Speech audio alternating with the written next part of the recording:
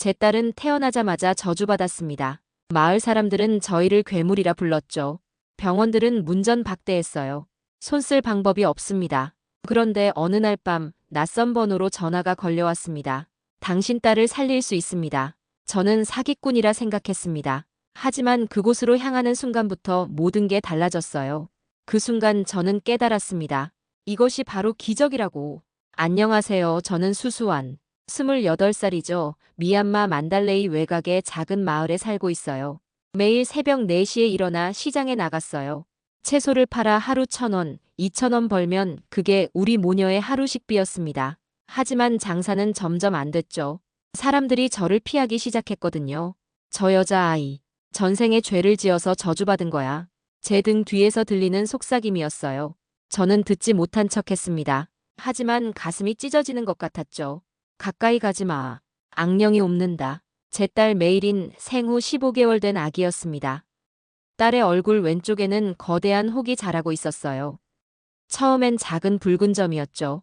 출생 직후엔 그냥 태기 같았습니다. 하지만 불과 1년 만에 상황이 완전히 달라졌어요. 혹이 아기 얼굴보다 더 커진 겁니다. 무게만 2.5kg. 딸의 전체 체중 10kg의 4분의 1이 혹이었죠. 성인으로 치면 15kg 종양을 머리에 달고 사는 것과 같았습니다. 마을 사람들은 메일인을 나트라고 불렀어요. 미얀마 전통 신앙에서 악령을 뜻하는 말입니다. 저는 그 말을 들을 때마다 가슴이 무너졌죠. 제 딸은 악령이 아닌데, 그저 아픈 아기일 뿐인데. 저는 초등학교 4학년 때 집안 형편 때문에 학교를 그만뒀습니다. 글을 읽을 줄도 몰랐고 영어는 한마디도 할 수 없었어요.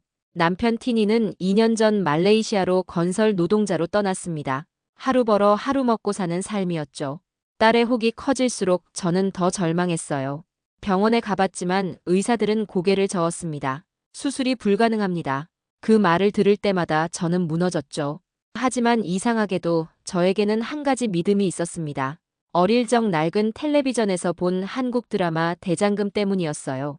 그 드라마에서 한국 의사들은 절대 환자를 포기하지 않았거든요. 저는 밤마다 딸을 안고 중얼거렸습니다. 언젠가 한국 의사가 우리 딸을 살려줄 거야. 하지만 그건 정말 불가능한 꿈처럼 보였어요. 저는 한국이 어디 있는지도 몰랐으니까요. 비행기를 타본 적도 없었고 여권조차 없었습니다. 그런데 제 딸의 상태는 날마다 악화됐어요. 혹이 눈을 가리기 시작했고 호흡도 점점 힘들어졌습니다. 저는 밤마다 딸의 숨소리를 확인했죠. 혹시 숨을 멈춘 건 아닐까? 그런 공포 속에서 매일을 살았습니다. 마을 사람들의 시선은 더 차가워졌어요. 저 아이 때문에 마을에 재앙이 올 거야. 누군가 그렇게 말하는 걸 들었습니다. 저는 그날 밤 울면서 딸을 꼭 안았어요. 미안해 메일이나. 엄마가 너를 지켜주지 못해서. 어느 날 딸의 상태가 급격히 나빠졌습니다. 혹이 너무 커져서 호흡을 방해하기 시작한 거예요. 저는 딸을 안고 만달레이 종합병원으로 뛰어갔어요. 맨발로 뛰었습니다. 신발 신을 시간도 없었거든요. 담당 의사 우타우 선생님은 52세의 베테랑이었습니다. 엑스레이를 보더니 심각한 표정을 지으셨어요. 수수한 씨, 이 종양은 뇌와 연결되어 있습니다. 제 심장이 멎는 것 같았어요. 그럼 어떻게 해야 하나요? 저는 떨리는 목소리로 물었습니다. 우리 병원 장비로는 불가능해요. 미국이나 싱가포르 같은 선진국으로 가셔야 합니다. 미국이요? 저는 그 말에 주저앉았습니다. 제 1년 수입이 50만 원도 안 되는데 미국은 다른 행성 같은 곳이었거든요. 제가 평생 모아도 비행기표조차 살 수 없는 곳이었죠. 하지만 기적처럼 일이 풀렸어요. 미얀마에서 활동하던 미국인 의료 NGO가 메일인의 사연을 접한 겁니다. 그들이 미국 병원과 연결해줬어요. 저는 믿을 수가 없었습니다. 정말 미국 병원과 상담을 하게 될 줄은. 2주 후 화상 상담이 잡혔습니다. 저는 국제구호단체 사무실로 갔어요. 컴퓨터 화면 너머로 미국 존스홉킨스 병원 소아외과 닥터 마이클 웨스턴이 나타났습니다. 56세의 백인 남성이었죠. NGO 직원이 통역을 해줬어요. 이건 심각한 케이스군요. 뇌막류와 혈관종의 복합체입니다. 저는 그 말이 무슨 뜻인지 몰랐습니다. 하지만 심각하다는 건 알았죠. 수술 가능한가요? 저는 떨리는 목소리로 물었어요. 이론적으로는 가능합니다. 하지만 닥터 웨스턴이 뭔가를 타이핑했습니다. 그때 화면에 숫자들이 떴어요. NGO 직원이 천천히 읽어줬습니다. 수술비 6억 3천만 원, 입원비 1억 5천만 원, 후속 치료 2억 원, 총 9억 8천만 원입니다. 순간 귀가 멍했습니다. 9억 8천만 원이요? 저는 200년을 일해도 그 돈을 모을 수 없었어요. 아니, 2000년을 일해도 불가능했습니다. 보험도 없고 선불금 50%를 먼저 내야 합니다. NGO 직원이 조심스럽게 말했어요. 그러더니 잠시 망설였습니다. 그리고 솔직히 성공률은 35%입니다. 35%요? 10억 가까운 돈을 내고도 3분의 2는 실패할 수 있다고요? 저는 숨이 막혔습니다. 닥터 웨스턴은 냉정하게 덧붙였어요. 돈이 없으면 수술은 불가능합니다. 이게 미국 의료 시스템입니다. 저도 어쩔 수 없어요. 화면이 꺼졌습니다. 저는 그 자리에서 무너졌어요. NGO 직원이 저를 부축했지만 저는 일어날 수가 없었습니다. 9억 8천만 원의 35% 생존율.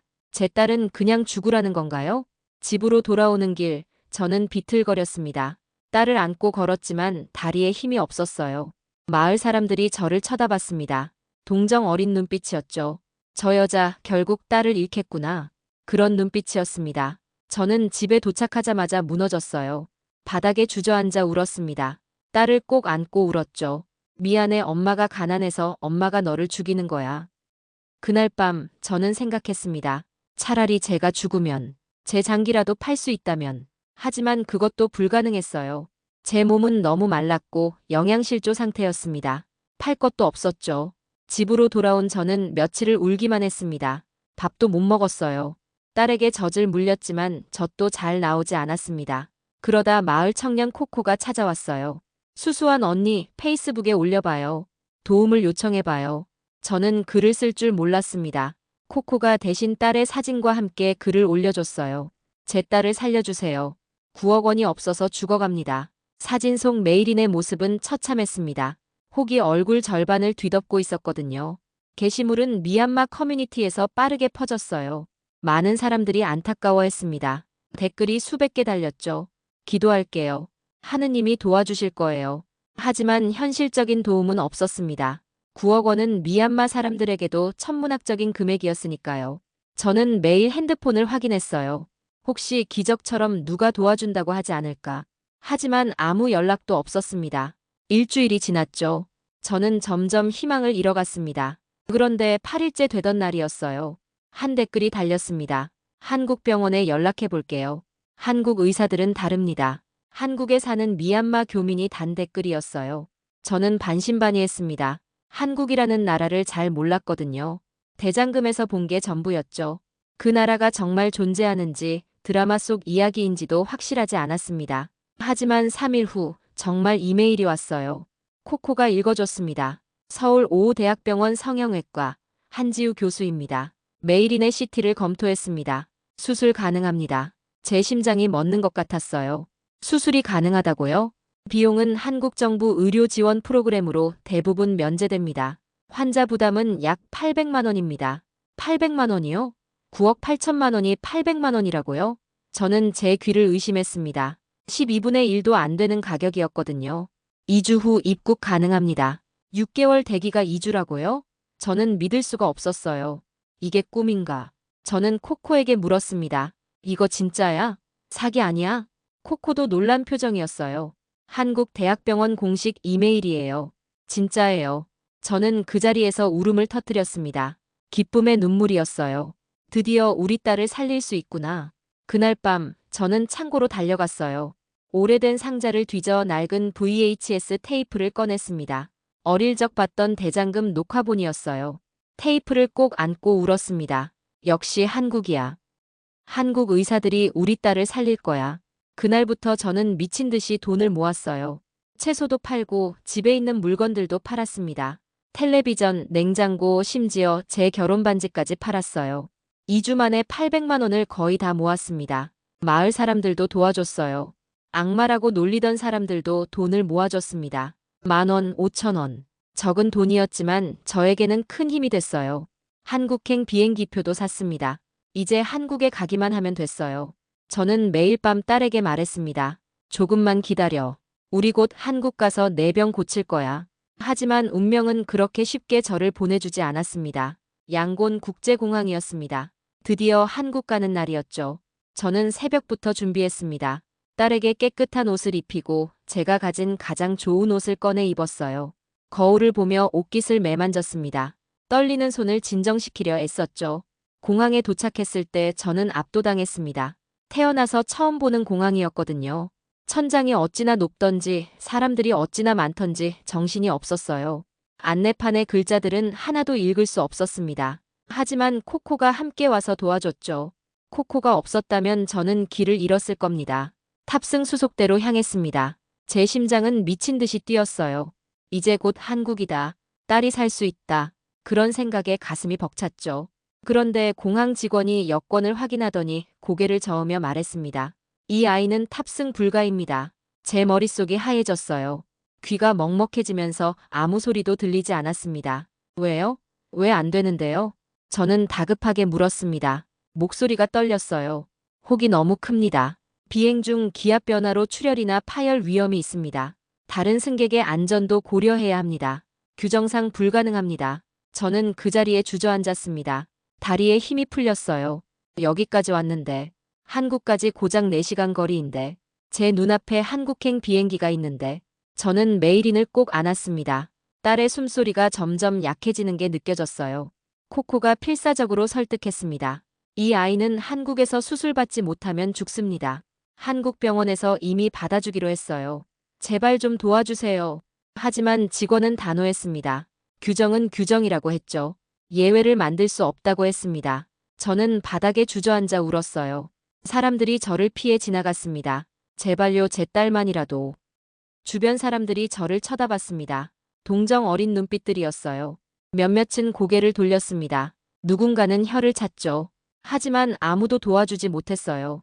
저는 절망했습니다.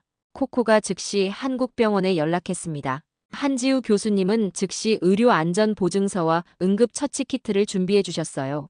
국제특송으로 3일 안에 도착할 거라고 했죠. 저는 딸을 안고 집으로 돌아왔습니다. 택시 안에서 저는 계속 울었어요. 운전기사가 거울로 저를 보더니 한숨을 쉬었습니다.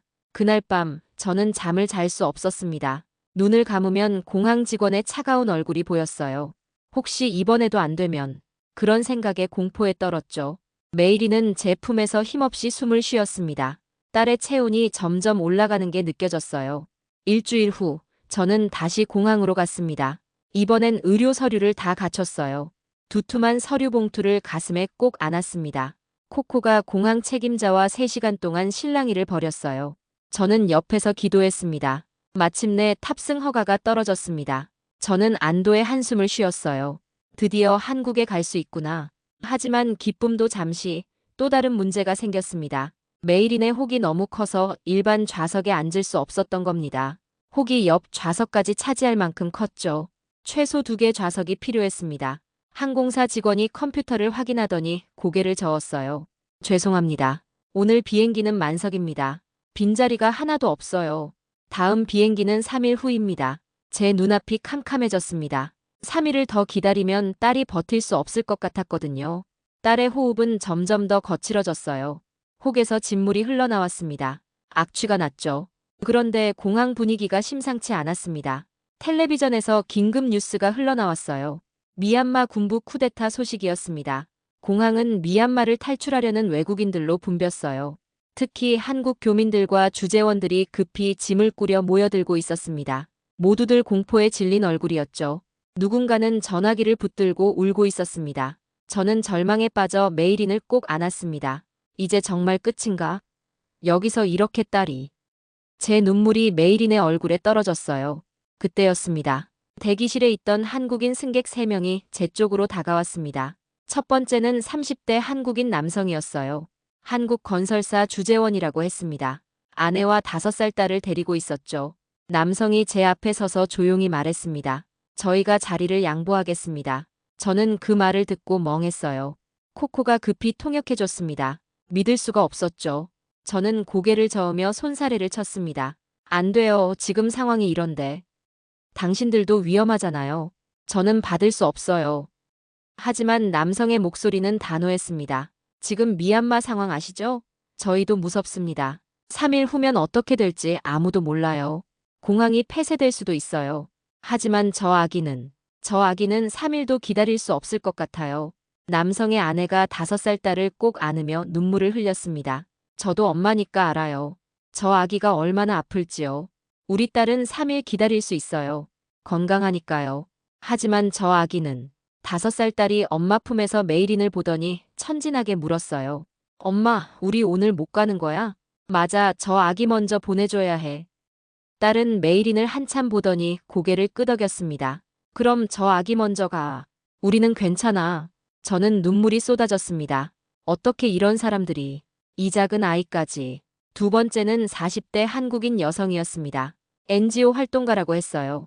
여성의 얼굴에는 피로가 가득했습니다. 옷에는 먼지가 묻어 있었죠. 저도 양보할게요. 지난주에 시위 현장에서 군인들이 총 겨누는 거 봤어요. 정말 죽는 줄 알았어요. 근데 저는 어른이잖아요. 도망칠 수 있었어요. 숨을 곳도 알았고요. 근데 저 아기는 도망칠 곳도 없잖아요. 우리 한국 의사들이 꼭 살릴 겁니다. 제가 보장해요. 여성은 메이린을 보며 눈물을 닦았습니다. 세 번째는 50대 한국인 사업가였습니다. 20년간 미얀마에서 사업을 했다고 했어요. 사업가의 손에는 두툼한 서류 가방이 들려 있었습니다. 저도 오늘 못 가면 사업 정리가 다 날아갑니다. 20년 인생이 날아가는 거예요. 이 가방 안에 제 20년이 들어있어요.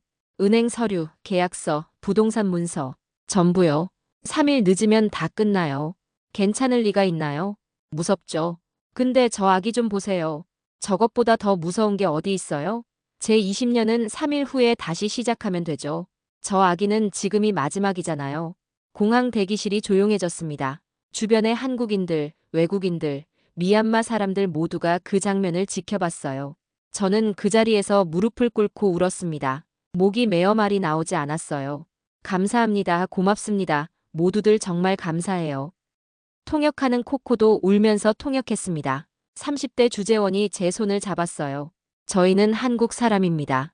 우리는 아이들을 포기하지 않아요. 특히 아픈 아이들은요. 이게 우리나라예요.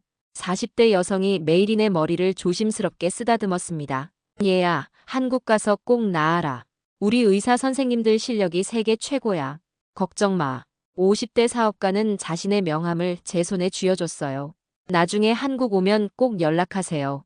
제가 밥 한 끼 살게요. 그때는 이 아기가 환하게 웃고 있겠죠? 메이린은 그렇게 한국행 비행기에 올랐습니다. 1등석이었어요. 좌석이 넓고 푹신했습니다. 승무원들이 친절하게 도와줬죠. 한국이라는 나라, 한국 사람들이라는 게 이런 거구나. 비행기가 활주로를 달렸습니다. 점점 속도가 붙었어요. 그리고 이륙했습니다. 창밖으로 미얀마 땅이 점점 멀어졌죠. 저는 창밖을 보며 생각했습니다. 이 사람들은 왜 이럴까? 자신들도 위험한데, 자신들도 무서운데, 왜 모르는 나라 아기를 위해? 그때 저는 깨달았어요. 이게 한국이구나. TV에서 봤던 대장금이 거짓이 아니었구나. 한국은 정말 이런 나라구나. 2019년 7월 13일 인천국제공항에 도착했습니다. 수수한 씨, 메이린 환영합니다.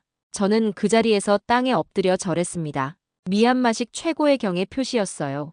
병원에서 나온 직원분들은 급히 저를 일으켜 세우셨습니다. 일어나세요. 빨리 병원 가야죠. 병원 앰뷸런스로 즉시 이송됐어요. 저는 앰뷸런스 안에서도 딸을 놓지 않았습니다. 병원에 도착하자마자 긴급 CT 촬영을 했어요. 결과를 본 순간 한지우 교수님 표정이 굳었습니다. 이건 미국 의사들이 본 게 맞아? 저는 불안했어요. 교수님 표정이 너무 심각했거든요. CT 영상을 보여주셨습니다. 저는 의학 지식이 없었지만 그게 심각하다는 건 알 수 있었어요. 두개골에 어른 주먹 크기 구멍이 뚫려 있었습니다. 교수님이 설명해 주셨어요. 정확히 8.3cm라고 했습니다. 뇌 조직이 계란 4개 분량, 약 200ml가 밖으로 나와 있었고요. 주요 동맥 3개가 실타래처럼 복잡하게 엉켜 있었습니다. 안면 신경 7개가 종양에 완전히 둘러싸여 있었어요. 생존율 10%도 안 되는 케이스야. 교수님이 중얼거리셨어요. 젊은 의사가 물었습니다. 교수님, 수술하시는 겁니까? 35%도 아니고 10%요? 잠시 침묵이 흘렀습니다. 저는 숨을 죽이고 있었어요. 한지우 교수님은 메이린을 봤습니다. 딸은 힘없이 누워 있었지만 눈빛만은 살아 있었어요. 하자, 할 수 있어. 교수님의 목소리는 단호했습니다. 하지만 교수님, 우리가 안 하면 이 아이는 100% 죽어. 우리가 하면 최소한 10%는 있어. 숫자가 작아도 그건 0이 아니야. 저는 그 말에 무릎을 꿇었습니다. 한국까지 와서 수술을 못한다면. 하지만 교수님은 저를 일으켜 세우셨어요. 수수한 씨, 저를 믿으세요. 우리가 메이린을 살릴 겁니다. 저는 고개를 끄덕였습니다. 눈물이 멈추지 않았어요. 교수님 손을 꼭 잡았습니다. 그날 밤 저는 병원 복도에서 기도했어요. 부처님, 제 딸만 살려주세요. 제 목숨을 가져가셔도 됩니다. 제 딸만 살려주세요. 복도 끝에서 간호사들이 수군거리는 소리가 들렸습니다. 저는 그 대화를 들으며 더 간절히 기도했습니다. 10%면 됩니다. 0이 아니라면 됩니다. 다음 날 한지우 교수님이 저를 찾아오셨습니다. 상담실로 안내하셨어요. 수수한 씨, 이번 수술은 19명의 의료진이 투입됩니다. 19명이요? 저는 깜짝 놀랐습니다. 신경외과 교수 2명, 성형외과 의사 4명, 혈관외과 전문의 2명, 마취과 교수 2명, 소아과 전문의 1명, 수술 간호사 8명입니다. 저는 그 말을 듣고 떨렸어요. 19명이나 되는 의사들이 우리 딸을 위해 정상적으로 계산하면 수술비가 8천만 원입니다. 8천만 원이요? 그것도 엄청난 금액이었지만 9억 8천만 원보단 훨씬 적었죠. 하지만 우리는 800만 원만 받을 겁니다. 나머지는 병원이 부담합니다. 이건 돈의 문제가 아니에요. 생명의 문제니까요. 저는 그 자리에서 땅에 엎드려 절했습니다. 교수님이 저를 일으켜 세우려 했지만 저는 계속 절했습니다. 감사합니다. 감사합니다. 평생 은혜 잊지 않겠습니다. 수술 전날 밤 저는 병원 복도를 걸었어요. 잠이 오지 않았거든요. 회의실을 지나치는데 문틈으로 의사들의 목소리가 들렸습니다. 교수님, 이건 자살 수술입니다. 출혈하면 즉사예요. 저는 걸음을 멈췄어요. 성공률 10%도 안 됩니다. 실패하면 병원 이미지에도. 그때 한지우 교수님의 목소리가 들렸습니다. 이미지? 명성? 그게 중요해. 저기 복도에 엄마가 울고 있어. 저는 깜짝 놀라 숨을 죽였어요. 그 엄마는 9억 8천만 원이 없어서 딸이 죽어가는 걸 봐야 했어. 미국은 35% 생존율에 10억을 요구했어. 우리 한국이 뭐가 다른데? 돈이야? 기술이야? 아니야. 우리는 포기하지 않는 거야. 회의실이 조용해졌습니다. 나이든 의사 목소리가 들렸어요. 좋아. 하자. 내가 뇌 재건 맡을게. 하지만 조건이 있어. 피 한 방울도 안 흘리는 거야. 무출혈 수술로 간다. 불가능해요, 그건. 불가능을 가능하게 만드는 게 우리 한국 의사들 아니었나? 저는 복도에 주저앉아 울었습니다. 저는 그날 밤 내내 복도에서 기도했어요. 부처님, 저 의사 선생님들을 도와주세요. 제 딸을 살려주세요. 새벽이 되었습니다. 저는 한숨도 자지 못했어요. 간호사가 와서 말했습니다. 수술 준비됐어요. 메이린 데려갈게요. 저는 딸을 꼭 안았습니다. 마지막 일지도 모른다는 생각에 눈물이 멈추지 않았어요. 메이린아, 엄마 믿고 잘 다녀와. 한국 선생님들이 너를 살려줄 거야. 꼭 살아서 돌아와야 해. 알았지? 메이린은 제 얼굴을 만졌습니다.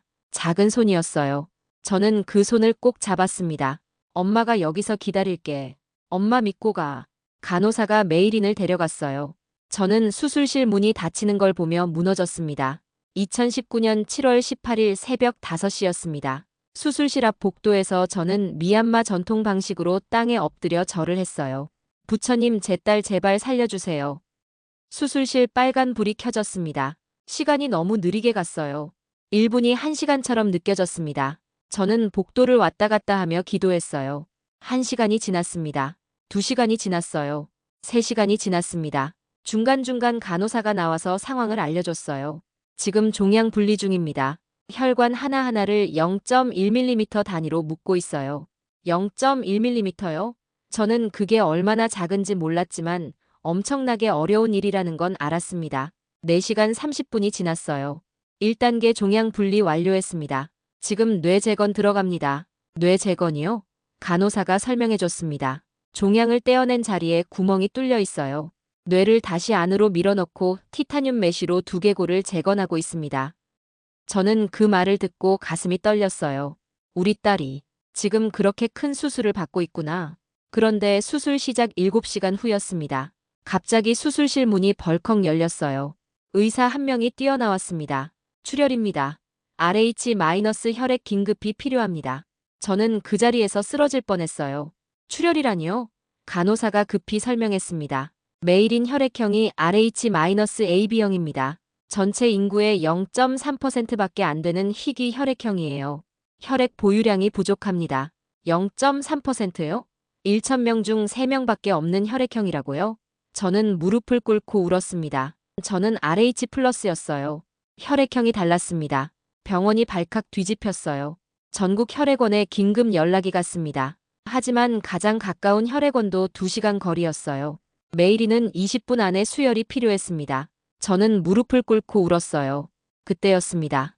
복도 끝에서 한 남자가 달려왔어요. 50대 한국인이었습니다. 저요. 제가 RH-AB형입니다. 뒤이어 또 한 명이 달려왔습니다. 30대 한국인 여성이었어요. 저도요. 뉴스 보고 달려왔어요. 10분 사이에 5명의 한국인이 모였습니다. 모두 RH-AB형 보유자들이었어요. 첫 번째로 온 50대 남자가 말했습니다. 저 아기 뉴스에서 봤어요. 공항에서 한국 사람들이 자리 양보한 아기죠? 우리가 꼭 살려야죠. 그들은 즉시 헌혈에 들어갔습니다. 20분 만에 필요한 혈액이 확보됐어요. 메이리는 다시 안정을 찾았습니다. 저는 복도에서 그들에게 절을 했습니다. 감사합니다. 감사합니다. 한 여성이 제 손을 잡았어요. 우리는 한국 사람이에요. 우리끼리는 이렇게 사는 거예요. 저는 그 말에 또 울었습니다. 수술은 계속됐어요. 3시간 40분이 더 지났습니다. 2단계 뇌 재건 완료했습니다. 지금 얼굴 성형 들어갑니다. 얼굴 성형이요? 혹을 제거한 얼굴이 울퉁불퉁해요. 뼈를 재배치하고 피부를 당겨 봉합하고 있습니다. 1시간 13분이 더 지났습니다. 오후 3시 23분이었어요. 수술실 문이 열렸습니다. 한지우 교수님이 비틀거리며 나오셨어요. 수술복은 땀으로 흠뻑 젖어 있었습니다. 저는 달려갔습니다. 선생님, 우리 딸. 한지우 교수님은 힘없이 웃으셨어요. 성공했습니다. 메일인 살았어요. 저는 그 자리에서 쓰러졌습니다. 간호사들이 급히 저를 부축했어요. 교수님이 덧붙이셨습니다. 한 가지 더 놀라운 일이 있어요. 안면 신경 7개를 전부 살렸습니다. 메이리는 정상적으로 웃을 수 있을 거예요. 저는 믿을 수가 없었습니다. 살았다고요? 웃을 수 있다고요? 총 수술 시간 9시간 23분. 19명의 의료진이 딸을 살려낸 거예요. 거의 무출혈 수술로요. 그리고 5명의 한국인이 자신의 피를 나눠준 겁니다. 기적이었습니다. 진짜 기적이었어요. 3주 후 붕대를 제거하는 날이었습니다. 저는 떨렸어요. 간호사들도 긴장한 표정이었습니다. 한지우 교수님이 천천히 붕대를 풀었어요. 1겹, 2겹, 3겹. 저는 숨을 죽이고 지켜봤습니다. 마지막 붕대가 벗겨지는 순간 간호사들이 눈물을 흘렸어요. 교수님 기적이에요. 진짜 기적. 종양은 완전히 사라졌습니다. 딸의 얼굴 윤곽이 드러났어요. 흉터조차 거의 보이지 않았습니다. 저는 딸의 얼굴을 보고 울었습니다. 메일이나 우리 딸 이렇게 예뻤구나. 하지만 진짜 놀라운 건 그 다음이었어요. 한지우 교수님이 메일인 앞에 거울을 들어주셨습니다. 메일이나 거울 봐. 메일이는 거울을 봤어요. 그리고 웃었습니다. 저는 그 순간을 평생 잊을 수 없습니다. 생후 15개월 동안 메일이는 단 한 번도 웃어본 적이 없었거든요. 혹 때문에 안면 근육이 마비되어 있었으니까요. 하지만 그날 메일이는 처음으로 웃었어요. 조심스럽게, 천천히 하지만 분명하게. 한지우 교수님이 울먹이며 말씀하셨습니다. 안면 신경이 완전히 살아났어요. 저도 처음 보는 케이스예요. 저는 거울을 보는 순간 무릎을 꿇고 울었습니다. 수술 전 메일이는 10kg이었어요.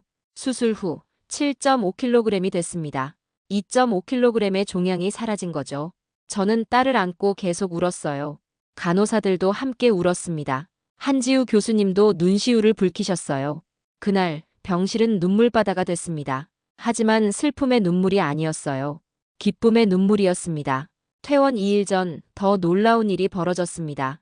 메일인의 사연이 한국 뉴스에 보도됐거든요. 그러자 한국 사람들이 자발적으로 기부를 하기 시작한 거예요. 초등학생들의 용돈, 회사원들의 월급 일부, 노인들의 연금 일부, 심지어 익명의 대기업 임원이 1천만 원을 보내줬습니다. 3일 만에 2,100만 원이 모였어요. 한지우 교수님이 그 돈을 제게 전달하셨습니다. 한국 사람들이 메일인을 위해 보낸 돈입니다. 이 돈으로 미얀마에 집을 사세요. 그리고 메일인을 학교에 보내세요. 저는 땅에 엎드려 절했습니다. 한국 사람들. 천사예요. 하지만 진짜 놀라운 건 마지막 날이었어요. 퇴원 당일 병원 로비에 사람들이 모여 있었습니다. 누구냐고요? 공항에서 비행기 자리를 양보했던 그 세 가족이었습니다. 30대 주재원 가족, 40대 NGO 활동가, 50대 사업가. 그들은 무사히 3일 후 한국으로 돌아왔다고 했어요. 30대 주재원이 말했습니다. 우리가 약속했잖아요. 이 아기가 웃는 모습을 보자고. 5살 딸이 메이린에게 인형을 건넸어요. 아기야, 이제 안 아파? 메이린은 웃으며 고개를 끄덕였습니다. 50대 사업가는 저에게 봉투를 건넸어요. 제가 밥 한 끼 사겠다고 했죠? 이건 밥값입니다. 봉투 안에는 500만 원이 들어 있었습니다. 제 20년 사업이 무사히 정리됐어요. 3일 늦었지만 오히려 더 좋은 조건으로요. 이건 그 감사의 마음이에요. 메이린이 저한테 행운을 가져다 줬거든요. 저는 그 자리에서 또 울었습니다. 한국 사람들. 어떻게 이럴 수가. 2019년 8월 메이린의 사연은 전 세계로 퍼졌습니다. CNN은 미국이 10억 원 요구한 아기 한국에서 800만 원의 기적처럼 살아났다고 보도했어요. BBC는 비행기에서 자리 양보한 한국인 3명의 이야기를 특집으로 다뤘습니다. 뉴욕타임스는 한국 의료의 비밀은 기술이 아닌 마음이라고 썼어요. 그 미국 존스홉킨스 병원 닥터 웨스턴도 CNN 인터뷰에서 말했어요. 저는 부끄럽습니다. 우리는 돈을 먼저 계산했지만 한국 의사들은 생명을 먼저 받습니다. 그리고 성공시켰습니다. 10% 생존율을요. 이게 진짜 의사입니다. 2019년 9월 저는 메이린을 안고 미얀마로 돌아갔습니다. 양곤 공항에는 수백 명의 사람들이 모여 있었어요. 메이린을 본 사람들은 경악했습니다. 저게 그 아기 맞아? 악마의 얼굴이 천사가 됐어. 마을로 돌아온 저희를 본 사람들은 모두 울었어요. 예전에 저주받은 아이라고 놀리던 사람들도 무릎을 꿇었습니다. 미안해, 우리가 틀렸어. 저는 집 앞에 태극기를 걸었습니다. 우리 딸을 살린 나라, 한국을 평생 잊지 않겠다는 뜻이었어요. 1개월 후 한지우 교수님께 편지가 도착했습니다. 말레이시아에서 일하던 남편 티닌이 보낸 거였어요. 편지에는 이렇게 쓰여 있었습니다. 저는 가난한 노동자입니다. 하루 벌어 하루 먹고 삽니다. 10억 원은 제가 200년을 일해도 모을 수 없는 돈입니다. 하지만 한국은 800만 원만 받았습니다. 한국 사람들은 목숨 걸린 상황에서 비행기 자리를 양보했습니다. 한국 사람들은 자신의 피를 나눠줬습니다. 한국 사람들은 2,100만 원을 모아줬습니다. 저는 평생 이 은혜를 잊지 못할 것입니다. 제 딸은 이제 한국 이름을 갖고 싶다고 합니다. 메이린의 한국 이름은 지혜로운 은혜입니다. 한국이 준 은혜를 잊지 말라는 뜻입니다. 감사합니다, 한국. 저는 지금도 매일 아침 태극기를 바라봅니다. 그리고 딸에게 말해요. 메이린아, 우리를 살린 나라를 기억해야 해. 2025년 지금 6살이 됐습니다. 건강하게 자라고 있어요. 얼마 전 제게 물었습니다. 엄마, 나 커서 뭐 될까? 저는 이렇게 대답했어요.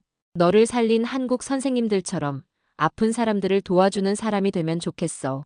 아이는 고개를 끄덕이며 말했습니다. 나 한국 의사 될 거야. 이 이야기를 듣는 여러분께 묻고 싶습니다. 미국은 9억 8천만 원의 35% 생존율을 제시했습니다. 한국은 800만 원의 10% 생존율에 도전했어요. 숫자만 보면 미국이 더 합리적인 선택처럼 보입니다. 하지만 한국은 숫자를 넘어섰어요.